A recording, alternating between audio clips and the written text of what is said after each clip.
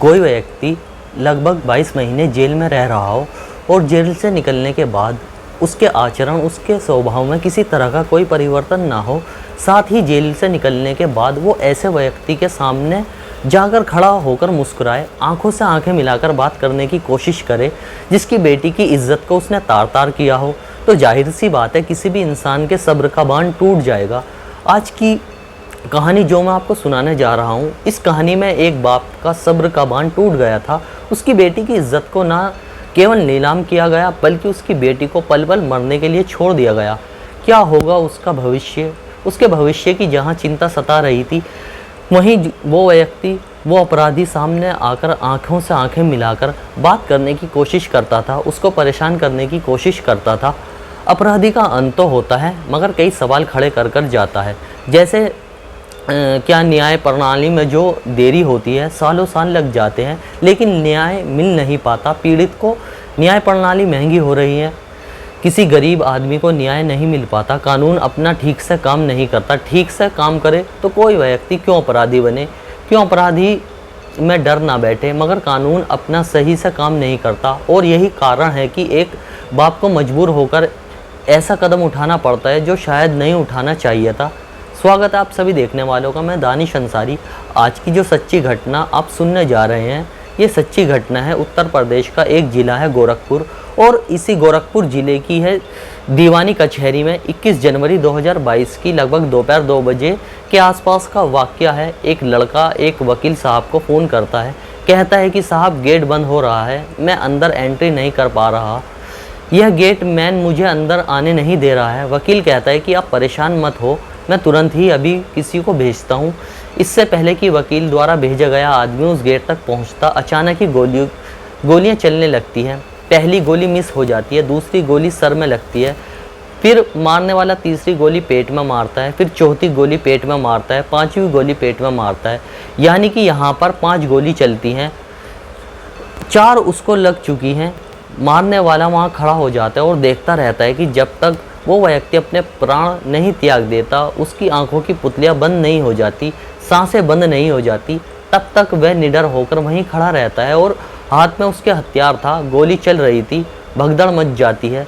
सैकड़ों लोग मौके पर पहुंचते हैं, लेकिन किसी की हिम्मत नहीं थी यह देखने की या फिर बचाने की कि आखिरकार कौन मर रहा है, कौन मार रहा है। आनन फानन ही पुलिस को फ़ोन किया जाता है। पुलिस मौके पर आती है, एडीजी, डीआईजी, एसएसपी समेत तमाम आला अधिकारी मौके पर पहुंच जाते हैं और मौके पर आने के बाद यह पड़ताल करने की कोशिश करते हैं कि गोली किसने मारी है, क्यों मारी है, क्या वजह है। हर कोई यही जानना चाहता है। अब तक यहाँ सैकड़ों लोग थे, मगर पुलिस के आने से पहले पूरे शहर में यह खबर आग की तरह फैल गई थी। सोशल मीडिया पर यह बात तैरने लगी थी कि कचहरी के पास एक पर हमला किया गया है, उस व्यक्ति को वहीं मौके पर हाथों हाथ मार दिया गया है। अब यहाँ पर हजारों की संख्या में लोग इकट्ठा थे, वकीलों ने भी हंगामा शुरू कर दिया। मगर पुलिस ने जब इस मामले की जांच पड़ताल की तो लोग भौचक्के थे, सबके रोंगटे खड़े हो जाते हैं, हैरानी में पड़ जाते हैं। कुछ लोग कहते हैं कि जो हुआ है सही हुआ है, कुछ लोग कहते हैं कि कानून हाथ में लेना नहीं चाहिए। अब ये आपको ही डिसाइड करना पड़ेगा कि कानून हाथ में लिया सही हुआ या फिर गलत हुआ है, यह आप खुद फैसला करेंगे। मगर जो होता है, जो इस कहानी में पहले होता है, वह बाकी बहुत गलत होता है, जिसको सुनने के बाद अंदर सिरन सी पैदा होती है, अंदर से गुस्सा भी आता है। दरअसल बात कर रहा हूँ गोरखपुर का एक बलगंज है, वहाँ का एक गांव लगता है महाराजपुर। यहाँ का रहने वाला भागवत निषाद बीएसएफ का जवान है जो रिटायर्ड हो चुका है। बलगंज में ही वह अपना एक घर बना रहा है, घर पर काम चल रहा है। और 12 फरवरी 2020 को अचानक ही उसकी बेटी गायब हो जाती है। वो बेटी जो हर वक्त उसके खाने पीने का इंतज़ाम करती है, पापा पापा कहते नहीं थक रही थी, वो अचानक से जब गायब हो जाती है तो माँ बाप की परेशानी बढ़ना लाजमी थी। तभी अभी तक तो ठीक ही था, कहीं यहीं देखी थी, जिसके पास जा रहे थे बेटी देखी है नहीं देखी है, वो फौजी परेशान हो जाता है, इस कदर परेशान हो जाता है कि आसपास के सब इलाकों को खंगाल डालता है, मगर उस बेटी का कहीं भी कोई सुराग नहीं लगता है। 12 फरवरी 12 फरवरी हो गई थी। 17 फरवरी को थाने जाता है, पुलिस को रिक्वेस्ट करता है कि साहब मेरी बेटी को वापस ला के दे दीजिए। पुलिस मामले को गंभीरता से लेती है और उस मामले की जांच पड़ताल में जुट जाती है। जब जांच पड़ताल में जुटती है तो फिर यह पता लगाने की कोशिश करती है कि आखिरकार बेटी है तो है कहाँ। बेटी कहीं आसपास में नहीं थी, बल्कि बहुत दूर जा चुकी थी। जब आसपास के लोगों से पड़ताल की जाती है, जांच की जाती है, तो पता चलता है कि एक व्यक्ति जिसका नाम दिलशाद हुसैन है, वो इस फौजी के घर के पास ही टायर पंचर का काम करता था। बड़ी मीठी मीठी बातें करता था।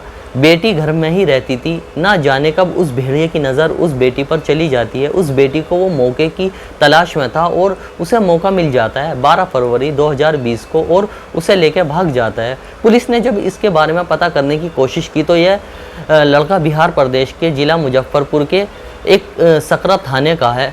वहाँ का विधिपुरा एक गांव है, वहाँ का रहने वाला था। पुलिस बिहार जाती है मुजफ्फरपुर, वहाँ से परिवार वालों से बातचीत करने की कोशिश करती है, मगर वो वहाँ आया ही नहीं था। पुलिस उसके घर वालों की और उस लड़के की CDR निकलवाती है। उससे पता चलता है कि वह लड़का हैदराबाद पहुँच चुका है। पुलिस की एक टीम तैयार की जाती है और हैदराबाद उस लड़के को उस लड़की के साथ में पकड़ लेती है। और वापस लाकर जब गोरखपुर पहुँचते हैं और उस बेटी से पूछा जाता है तो वो बताती है कि उसने उसके साथ गंदा काम किया है। एक बार नहीं, बार बार किया है। वो अभी बालिग भी नहीं हुई थी, नाबालिग थी। उस नाबालिग बच्ची के साथ ऐसा कैसे कर सकता है। हर कोई बस इसी बात को लेकर परेशान था। हालांकि पुलिस ने इस मामले को गंभीरता से लेते हुए आरोपी को तो जेल भेज दिया, गोरखपुर की जेल में बंद कर दिया, और साथ ही उस बेटी को, उस बच्ची को नारी निकेतन में भेज दिया गया था। वो नारी निकेतन में चली जाती है और लड़का गोरखपुर जेल में चला जाता है। 20 मार्च 2020 को इस मामले की चार्जशीट भी कोर्ट में दाखिल कर दी जाती है। आरोपी पर अपहरण, रेप, पोस्को एक्ट जैसी गंभीर धाराओं में मुकदमा दर्ज कर लिया जाता है और मुकदमे की लगातार पैरवी होने लगती है। लगभग 22 महीने तक यह दिलशाद हुसैन जेल में रहता है और जेल में रहने के बाद जेल से बाहर आता है। तो बाहर आने के बाद भी यही मुजफ्फरपुर नहीं पहुंचा, बिहार नहीं पहुंचा, बल्कि उसी बलगंज में जाकर उसी लड़की को फिर से देखने की कोशिश करता है। उसके बाप का बार बार इम्तिहान लेने की कोशिश करता है, उसको देखकर हंसने की कोशिश करता है, बार बार उसकी अंदर की आत्मा उसको झंझोरने की कोशिश करता है। बताया जाता है कि बाप ने काफ़ी कोशिश की थी समझाने की कि अब मेरी बेटी पर नज़र मत रखो, सही नहीं है, समझाने की काफ़ी कोशिश की थी। ऐसा उसने पुलिस को बयान दिया था, मगर दिलशाद हुसैन की आंखों में ना ही शर्म थी, ना ही उसके आचरण में कोई सुधार आया, ना ही उसके व्यवहार में कोई सुधार आया, और ना ही उसे एक बेटी की फिक्र थी कि जिस बेटी पर वो गंदी नज़र रखता है, उस बेटी को उसके बाप ने बड़े नाज से पाल पोस कर बड़ा किया है। उस बेटी के लिए उसने बहुत सारे सपने देखे थे, उसे कुछ बनाने के, उसे कुछ करने के, मगर बेटी के साथ गंदा काम जब हुआ तो वह घर में कैद होकर रह गई और ना किसी से ज़्यादा मिलना जुलना था। 22 महीने में उसने काफ़ी कुछ भुलाने की कोशिश की थी, मगर दिलशाद हुसैन ने फिर उसे ताज़ा कर दिया था। उसे समझाने की कोशिश की जाती है, मगर नहीं मानता है। उसके बाद 21 फरवरी 2022 को दोपहर 2 बजे के आसपास विशेष न्यायाधीश पोस्को एक्ट कोर्ट नंबर 4 में चल रहे मुकदमे की गवाही होनी थी।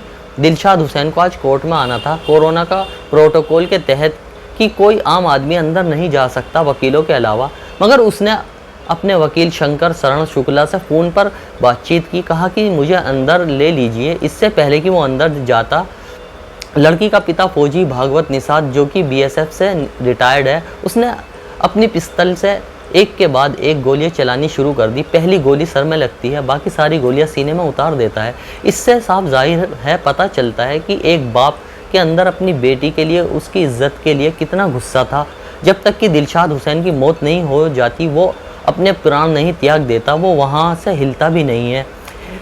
हालांकि वो भागने की कोशिश करता है, मगर साइकिल स्टैंड पर जो गार्ड थे उन्होंने उसको पकड़ लिया। पुलिस ने इस फौजी को गिरफ्तार करके जेल भेज दिया है, मगर फौजी का जेल जाना कई सवाल खड़े करता है। क्या वाकई फौजी को विश्वास नहीं था पुलिस पर कि पुलिस उसको उसके न्याय दिलाएगी?